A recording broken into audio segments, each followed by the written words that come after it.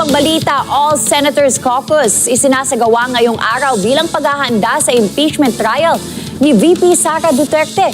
Kahabaan ng Diokno Boulevard isasarado sa trapiko sa Lunes kasabay ng pagsisimula ng paglilitis. Si Mar Gabriel sa detalye ng balita. Mar? Nagsagawa ng all-member caucus ang Senado para sa nakatakdang pagsisimula ng impeachment trial ni VP Sara Duterte sa Lunes. Ilan sa mga senador na dumating ay mula sa mayorya at habang dumating naman si Senator Loren Legarda sa panig ng minorya. Sa Lunes, nakatakdang isarado sa trapiko ang kahabaan ng Diokno Boulevard sa bilang bahagi ng seguridad sa paglilitis.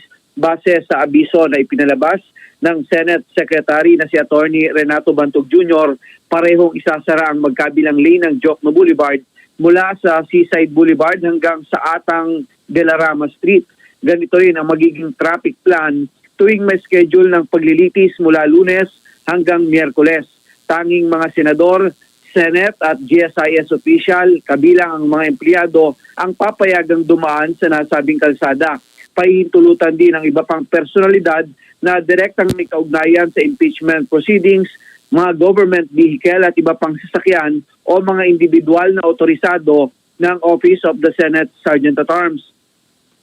Kailangan lang nilang ipakita ang Senate ID at access pass sa mga nakabantay na security personnel. Inabisuhan naman ang iba pang motorista na gamitin ang Macapagal Boulevard bilang alternatibong ruta. Kasabay nito, naglabas na rin ang abiso ang Senado na bubuksan nila sa publiko ang gagawing paglilitis. Pero limitado lamang sa 61 upuan ang ilalaan para sa general public kada trial day base sa first come, first serve rule. Ang mga nais makapasok sa Senado ay kailangang mag-register sa pamamagitan ng Senate Visitor Management System o VMS. Para sa Mata ng Agila, Mar Gabriel, matatag, matapang, matapat.